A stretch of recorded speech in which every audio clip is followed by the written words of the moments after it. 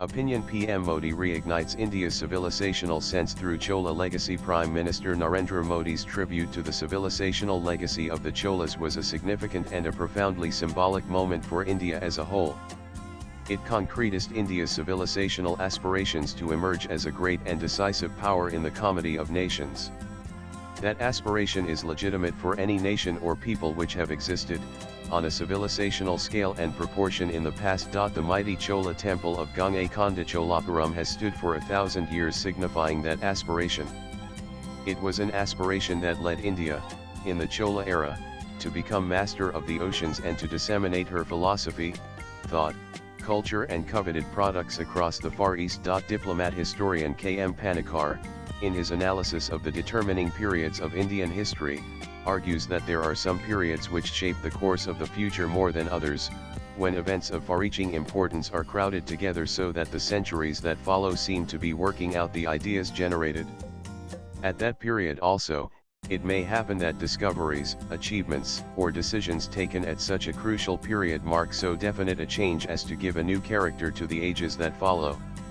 These are the determining ages of the history of a country, a region, or a civilization. The Chola era was certainly a determining period in the flow and evolution of Indian civilization. The apogee then achieved had a far-reaching and multifaceted impact.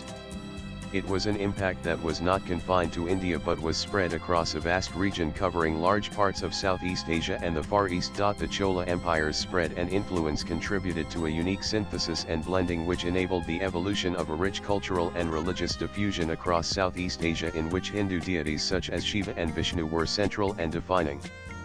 One is reminded of the words of that profound scholar of India's civilizational past, D. Devahuti, who argued that the spread of Indian culture happened through a continuous flow of forceful ideas and institutions.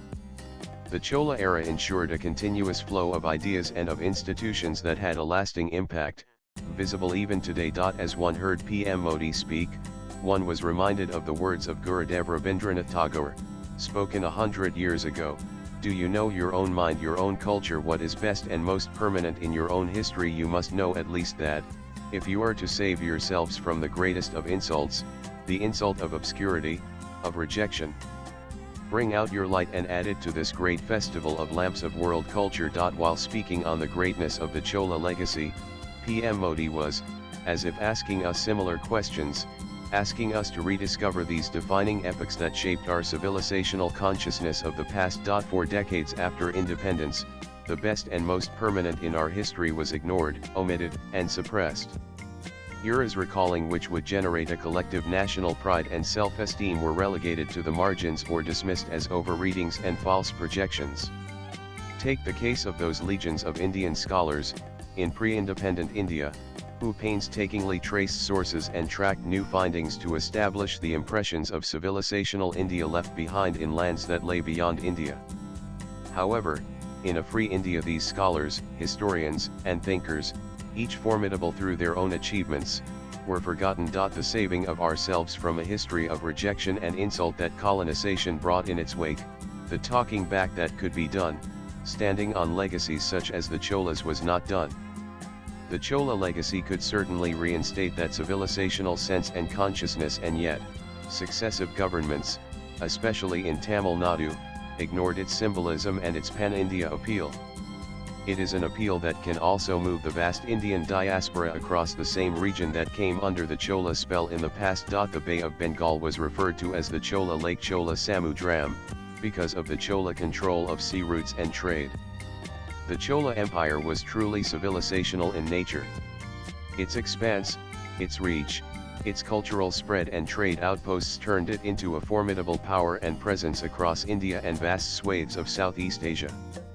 The Cholas also played a significant role in the spread of civilizational India's cultural footprints, leaving India's cultural and religious expressions and traces all across this region. While addressing the Adi Thiruvathirai festival at Gangaikonda Cholapuram, PM Modi made several significant remarks about the essence and the foundational ideals of the Chola Empire.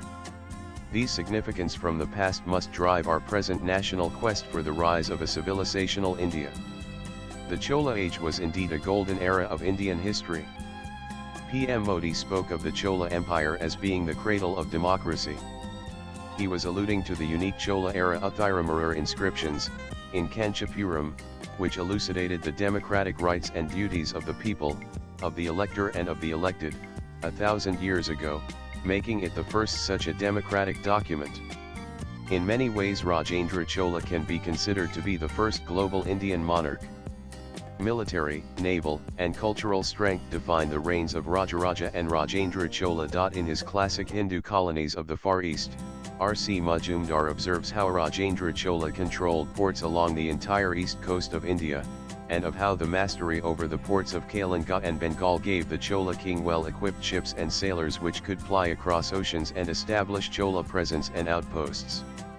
The Chola Empire's control, under Rajendra Chola, of almost the whole volume of maritime trade between Western and Eastern Asia and its control of regions across Sumatra, Malay Peninsula, and Kedah, known in ancient Tamil lore as Kadaram, earning him the sobriquet of Kadaram Konda, one who has won Kadaram, remains a significant and historic record of Chola naval prowess. While listening to PM Modi's inspiring address on the essence, the richness, and the enduring grandeur of the Chola legacy, when he spoke of the Chola heritage, deeply rooted in unwavering devotion to Lord Shiva as having become immortal, one could not but help think that had it not been for the Chola impact, civilisational India's presiding deities Shiva and Vishnu would not perhaps have become integral to the civilizations of Southeast Asia. Several leading scholars have attested to the spread of the cultural ideals of civilisational India through the medium of Shiva and Vishnu. Raghuvira, a leading scholar-philosopher of civilisational India, observes that Vishnu and Shiva have a long history, both in India and outside India, and of how they have inspired mighty monuments in brick and stone, in bronze and ivory, and in the fashioning of hearts and actions of men. In Kadaram, for instance, Kanilakanta Sastri writes of the traces of a Shiva temple whose architecture and style represented the transition from Shiva temples found in South India to those which eventually evolved in Java. PM Modi's reiteration of the centrality of Shiva worship in the Chola era brought these links to mind. The closing years of Rajendra Chola's reign, Sastry points out, formed the most splendid period of the Cholas. The extent of the empire was at its widest and its military and naval prestige stood at its highest. Intense worshippers of Shiva, the Cholas were also patrons of Buddhism. R.C. Majumdar records, from Chola inscriptions, that in or around the 21st year of Rajaraja Chola's reign, at the start of the 11th century, king of the Salandra Empire, around present-day Sumatra, Shuddamanavarman, commenced the construction of a Buddhist vihara at Nagapattina, modern Negapatam Nagapattinam, when a village was granted by the Chola king for its upkeep. King Shuddamanavarman died shortly after, and the vihara was completed by his son and successor, Sri Maravijayatunggavarman. The symbolism of a mighty Indian monarch, an ardent Shiva worshipper, granting villages for the construction and upkeep of a Buddhist sanctuary, erected in India by a Salandra king, was significant. The deepest symbolism was when PM Modi brought the sacred water of Ganga from the north and offered it at Ganga Konda Cholapuram. It was a reiteration of the fundamental and essential unity of India, the civilisational state. The same act in the past, of Rajendra Chola's expedition to the north, to the banks of Ganga in Bengal, and the march back to his capital, of his erecting the liquid pillar of victory Jalamayam Jalastham in the form of the tank of Kola Ganga, was an unprecedented moment in the history of civilisational India.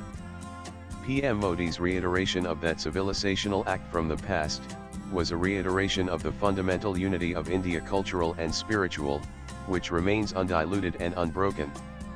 For any nation aspiring to recover its civilisational status and self, such moments are assertively reinvigorating. Swipe left for next video of the Chola era. Its most famous chronicler Nilakanta Sastry writes, that it was the most creative period in the history of South India, during which in local government, in art, in religion, and letters, the Tamil country reached heights of excellence never reached again in succeeding ages. The height achieved in maritime activity and foreign trade, was also unprecedented. Narendra Modi at Ganga Konda Cholapuram, was redirecting our collective consciousness towards that past, with the intent of letting its memory and sense propel our future quest towards a comprehensive national and civilisational resurgence. The author is Chairman, Dr. Sulyamaprasad Mukherjee Research Foundation, and a member of the National Executive Committee, BJP.